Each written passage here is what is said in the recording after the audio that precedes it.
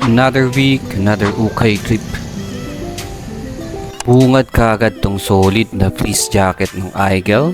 I'm not sure if this one is legit and medyo hindi ko trip yung kulay. Di ko rin sure kung mabenta yung gantong brand, so iniwan ko na lang muna. Eto, may nakita rin tayong New Balance na Tri-Fit. May mantsa nga lang dito sa sleeves and basag na yung patch niya sa likod, so iniwan na rin natin yan. Eto, may nakuha tayong solid na jersey pang bata. Sakto siguro to kay Bunso, so get na natin to. Ang legit check parang exam. Wrong spelling wrong. Grabe naman sa pagka-misspell to, parang sinadya na. May nakita rin akong Monster Hunter na Uniqlo. Grabe solid talaga ng mga tela at print ng Uniqlo. Kukunin ko sana for collection kaso this is a game t-shirt and I don't play this game, so iwan ko na lang. Inispatan din akong Levi's kaso patusok saka halatang peke, so iwan din natin yan. Flex ko na dito mga boss. Puro football kids. Oh, FC Bayer ng shorts. So may konting dumi.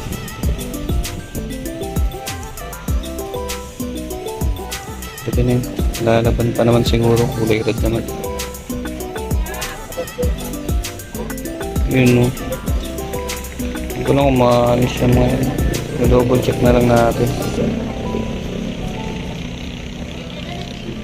Dito naman ang clip ko. Real Madrid. Parang mga original eh. Original ata ito. Original itong mga to.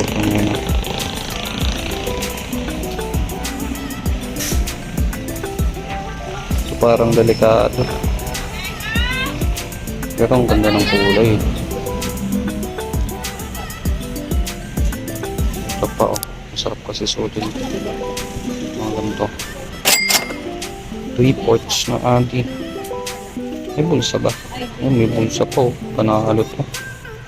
Adicort. Adidas Cort. Oh. Upo to. Nakachamba tayo. HQR lang yan. Ito sa anak na. Ito. Iwan ko na lang to. Ito.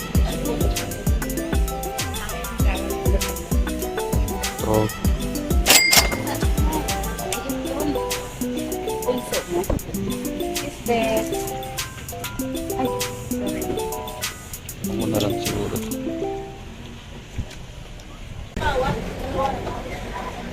Iwan na lang natin. What you got? Double check na pa. What you got? Bounce, baby, bounce. Let me see it from the side. Baby, get a booty like Beyonce. Let me see. The next day. Solar 15 tayo ngayon dito sa garage na tayo kasama. Ang benta natin 500 sa aros.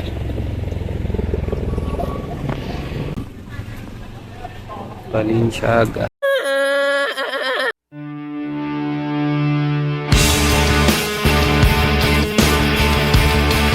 One of the greatest movie of all time about AI. Solid na The Matrix t-shirt tong Uniqlo nakita natin. Very Y2K din yung design since box picture lang dito sa harap. And then may backdrop siya ng The Matrix sa likod. We tried this Nike Gold polo shirt for hookups but there were no takers. So iniwan na lang natin. Merong swoosh siya side sleeves and very minimal na design. Tara, flex at final selection muna tayo.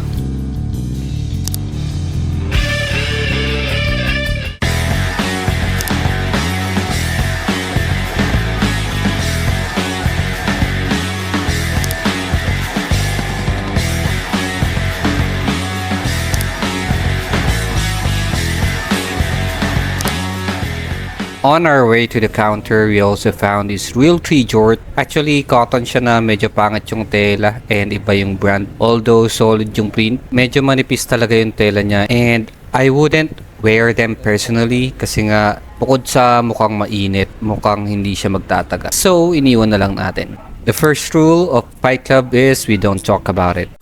What you got? What you got? Bounce, baby, bounce. A few moments later. Uwi lang natin mga boss. Bale, suot ko na isa. Ito, mid swoosh na ano. Pwede na. Hindi ko sure kung urik pero pwede.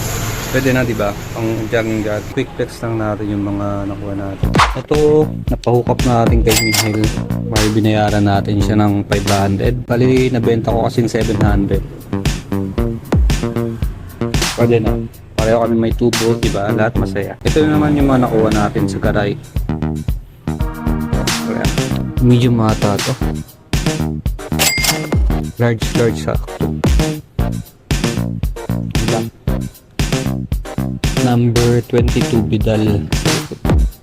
May linogo pa. Ito lang problema. Very minimal na damage.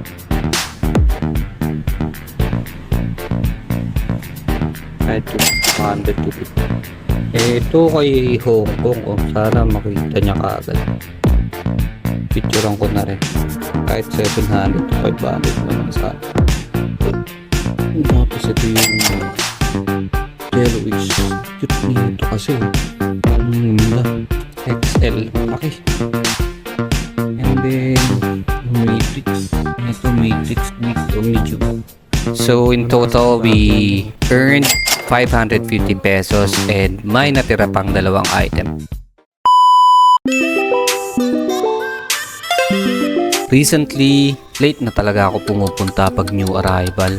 Hassle na kasi makipagagawan, saka nalason naman na, kaya tira-tira na lang din yung aabutan natin. Eto, ang ganda nitong leather jacket, kaso baka once a month ko lang magamit. Zara man, tapos may hoodie pa, solid sana. Peke lang ata itong Jordan na tank top or good replica kasi maayos naman ang tela at tag. I also found this Real Madrid na peke, 300 pesos pa, so walang room for profit. Also found this Dennis Rodman na vintage ata, kaso di ko market eh. Tapos random tag pa, kaya hindi ko na rin ginuha. Etong mga to, obvious na iniwan ng mga selector. Magkakatabi na branded at champions. Bali, dalawang jersey lang nakita ko. Peke pa tong Aston Villa. Ang pangit kasi ng stitching, tapos pangit pa ng tela. Eto, original na Liverpool. I think this is 2008 or 2006. Kunin na natin kahit may issue. Goods na din kasi sure ako mabebenta ko to. Kaya kahit talaga late, pumupunta pa rin ako sa new arrival. Kasi meron at meron pa rin chance na makakuha ka ng pangbenta. Peke lang ata tong Burberry at di ako nakakabenta ng shoes, so iniwan ko na lang to mga lodi. What you got? What you got? On the way home ay dumaan na rin tayo sa isang branch nila dahil 50 pesos all items na. Ika nga ng mga Chinese, okay lang konti kita basta dami benta. Alright, rock and roll to the world. So, strategy ko talaga na kumuha ng mga mura. Tapos, papatungan ko lang ng 100 o 50. Maka dalawa o tatlo lang akong benta. Meron na kami pangkain sa isang araw, di ba? Not bad for a side hustle. Basta may konting kita, nag-enjoy ka at may napasaya ka pang iba. Sayang naman tong Mizuno, basag-basag na yung batok. Solid sana ng pagka-minimalist ng design niya. May mga simpleng expa dito sa sulok. Tapos itong Champion, solid din sana. Kaso for some reason hindi ako nakakabenta. Kaya hindi ko na lang kinuha. Ito best find ko for today. Solid na windbreaker. Parang Patagonia pattern. Tapos boxy at oversize yung fitting. May naiwan din tayong Juventus na Adidas short. Solid na solid sa 50 pesos. Wala ata siyang tags pero sulit na din kasi super goods ng quality at meron pang bulsa at lace. Ito finger cross, good vibes na hoodie. Meron nga lang beach burn, saka mas trip ko ngayon yung windbreaker kasi mas madali siya suotin at hubadin. What you got? What you got? Bounce, babe. Quick flex at breakdown sa kinita natin sa mga items. So etong Liverpool, nabili natin ng 300 at nabenta ng 600 pesos. Etong Anta, galing dun sa 50 all items at nabenta ko ng 70 pesos lang. Then itong jacket, PSG muna natin kasi solid saka magaan siya dalhin. Short na Adidas, nabenta na natin to ng 150 pesos. In total, ang nagastos natin ay 450 at ang napagbentahan ay 820. So meron tayong take home na 370 pesos. Alright, rock and roll to the world. Revisa tayo sa gutom mga idol. Magana sa isang gabi. Konting cardio sa ano. Revisa.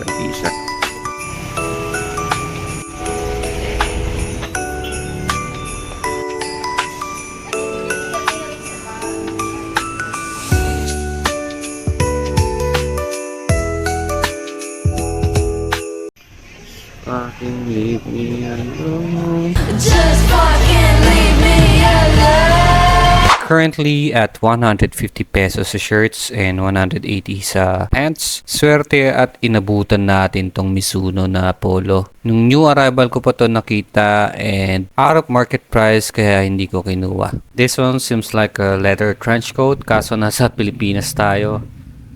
Nakaspat din tayo ng classic na Puma suede. Sobrang solid kaso 6.5. Saka walang lace. Yung katabi niya naman ay Doc Martens, also size 36 or 6.5. Sobrang liit, sayang kasi sobrang solid. Meron din cute na tsinelas or sapatos. Sobrang puffy. Wala na tayong ibang makita, so check out na muna. What you got? Dito, magkano sa akin? What you got? Siya lang. Yung, pauwi na tayo mga idol. Nakaisa. Nung arrival ko pa to nakita pero buti na lang na doon pa. Ibig sabihin para sa akin talaga tong Mizuno na to.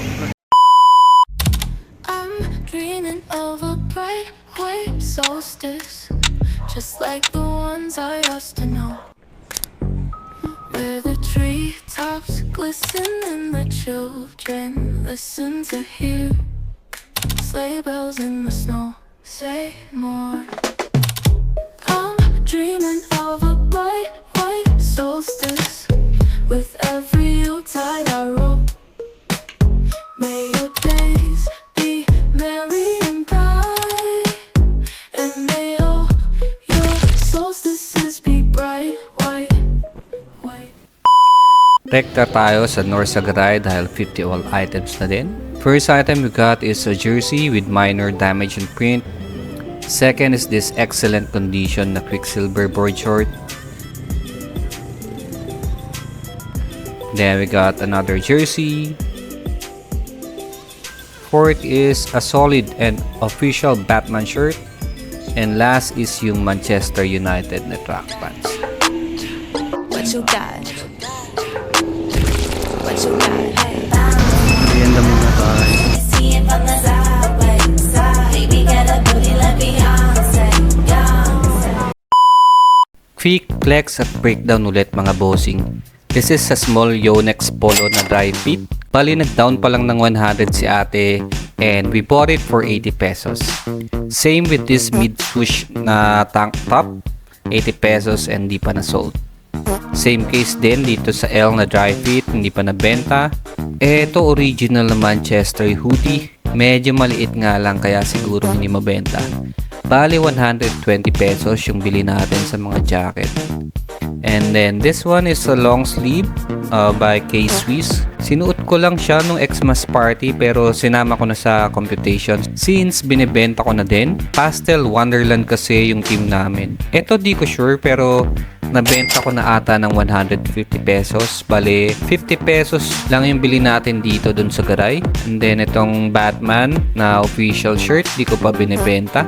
Solid kasi ng tela 150 pesos din nabenta tong jersey na pula. And then, etong Quicksilver, di ko pa din nabibenta pero okay lang kasi solid to pang PSG, pwede pang bahay, pang labas. Sobrang ganda niya. And then, etong track pants na Manchester United, nabenta na 150 pesos lang din sa carousel. So, ang nagastos natin in total ay 730 pesos. At nagpagas din tayo this day. So, isakto na natin na 800 pesos yung gastos. Total na napagbentahan pa lang natin sa mga item na to ay 550 pesos. So this day medyo nalugi tayo ng 250 pesos.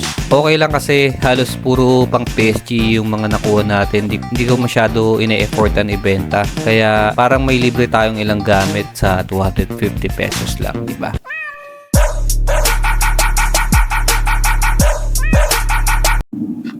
Yo, what's up everyone? It's your boy Entropy.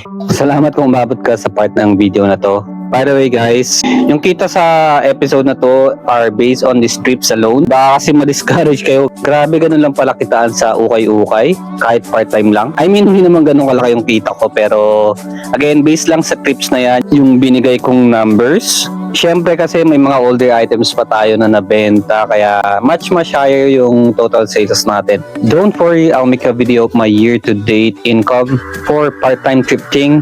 So make sure na naka-like and subscribe ka sa channel para magkaroon ka ng idea kung worth it ba gawing side hustle tong ukay-ukay. But on this episode specifically, I wanted to give you an idea on how much you can earn per item and per ukay trip. So ang total na kinita ko sa 5 days na pag-uukay ay 820 pesos. Most of them are sold on TikTok live selling. Probably 90% sa TikTok ko nabebenta yan. Pero nagpo-post din ako sa carousel. Trinay ko daily, nakakabenta talaga. So pag masipag ka rin mag-post, nakakabenta pa rin naman talaga. So bale, December 2, 300 yung kinita ko. December 3, 550 pesos yung kinita natin. December 5, kumita tayo ng 370 pesos, and then lugi tayo ng 150 pesos nung December 7, and December 12 lugi tayo ng 250 pesos. So 820 pesos 5 days. Para sa akin, part-time ko lang ginagawa, hindi na masama. Meron kaming upang ulam or pang Jollibee, minsan pang merienda pag nakakabenta. Again, hindi naman ganun kalaking time yung ginugugol ko, and more important is nag-enjoy ako sa ginagawa ko. So ayun lang for this episode. I hope meron kayong natutunan or nag-enjoy man lang kayo, and hopefully nagkaroon kayo ng idea magkano ba yung pwede nyong kitain sa pag-uukay as a side hustle, or kung mas masipag kayo sa akin baka mas malaki pa. So ayun lang, and as always, embrace the chaos.